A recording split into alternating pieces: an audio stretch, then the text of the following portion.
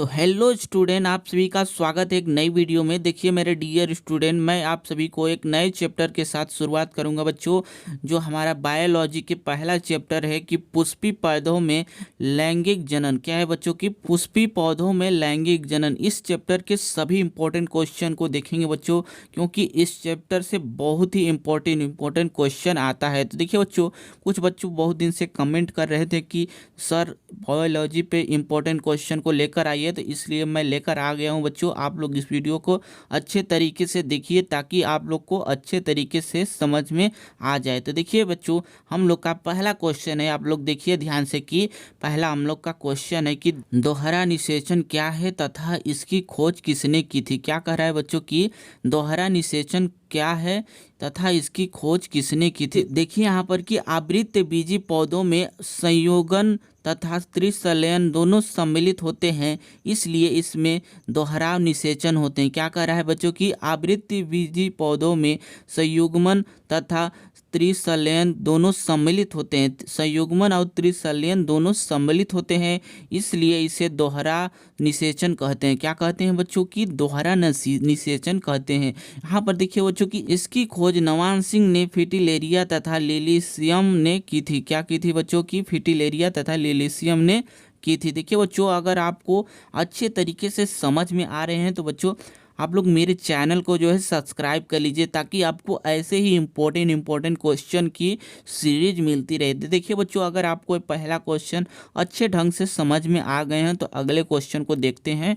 हम लोग का जितने भी क्वेश्चन बताऊंगा बच्चों, हम आपको बहुत ही इंपॉर्टेंट क्वेश्चन होगा। देखिए यहाँ पर दूसरा नंबर क्वेश्चन है कि अनिषेकन फलन क्या है। देखिए यहाँ पर कि क्या कहता है कि बिना निषेचन के फल बनाने की क्रिया को अनिषेकन फलन कहते हैं। क्या कहते हैं बच्चों की एक बार फिर से देख लीजिए यहाँ पर कि बिना निषेचन के फल बनाने की क्रिया को अनिषेक फलन कहलाता है। इसमें फल बीज रहित बनते हैं, जैसे कि केला, अंगूर, अनानास। आगे देखिए हम लोग का दूसरा क्वेश्चन हो गया, तो तीसरा क्वेश्चन देखते हैं। यहाँ पर बहुत ही इंपॉर्टेंट क्वेश्चन है तीसरा भी। यहाँ पर देखिए कि टाइपिटन कहाँ स्थित होता है, इसका क्या कार्य है। देखिए बच्चों कि यहाँ पर टाइपिटन पराग कोश में पाया जाता है। यह विकासशील पराग कणों में पोषण प्रदान करता है। इसमें विभिन्न प्रकार की एंजाइम व हार्मोन्स पाया जाता है। क्या कहते हैं बच्चों कि यहाँ पर फिर से देखिए कि टाइपिटन कहाँ पाया जाता है, उसका क्या कार्य है। तो आप लोग ध्यान से देखिए कि टाइपिटन पराग कोश में पाया जाता है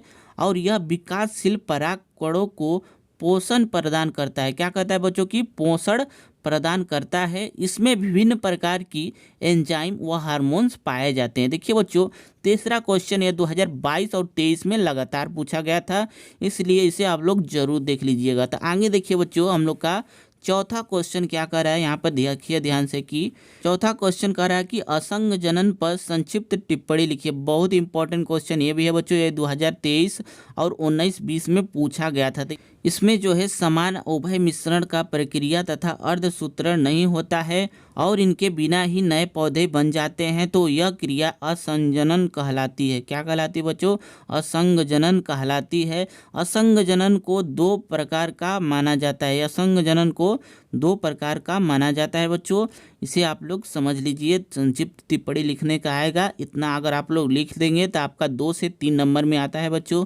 तो आपका 2 से 3 नंबर आपको मिल जाएगा। देख लीजिए एक बार फिर से कि इसमें समान उभय मिश्रण का प्रक्रिया तथा अर्धसूत्रण नहीं होता है और इनके बिना ही नए पौधे बन जाते हैं, तो यह प्रक्रिया असंगजनन कहलाती है।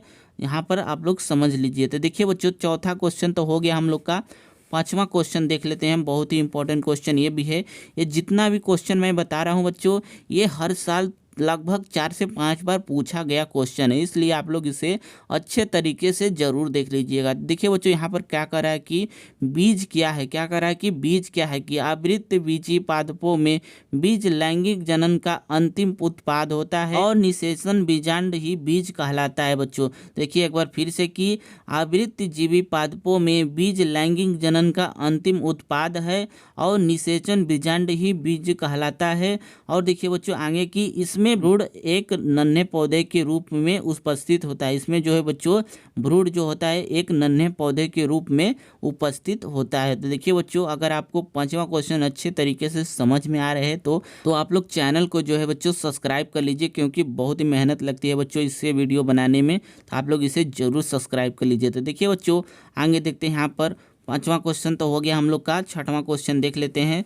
बहुत ही इंपॉर्टेंट क्वेश्चन है, छठवां भी यहाँ पर देख लीजिए ध्यान से। कि देखिए बच्चों, छठवां क्वेश्चन यहाँ पर कि पुष्प में दल का क्या कार्य है। पुष्प में यहाँ पर दल का क्या कार्य है। तो देखिए बच्चों, ध्यान से उत्तर इसका क्या होगा कि पुष्प में परागकणों को आकर्षित करके परागण में सहायता प्रदान करती है। क्या कहती है बच्चों की ये जो पुष्प दल होता है, जो पुष्प में दल का क्या कार्य है, तो यहाँ पर लिखेंगे कि पुष्प में परागकणों को आकर्षित करके परागण में सहायता प्रदान करती है। क्या करती है बच्चों की, परागण में सहायता प्रदान करती है। तो देखिए बच्चों, आशा करता हूँ आपको छठवां नंबर भी क्वेश्चन आपको अच्छे तरीके से समझ में आ गए होंगे। तो अगला क्वेश्चन देखिए बच्चों।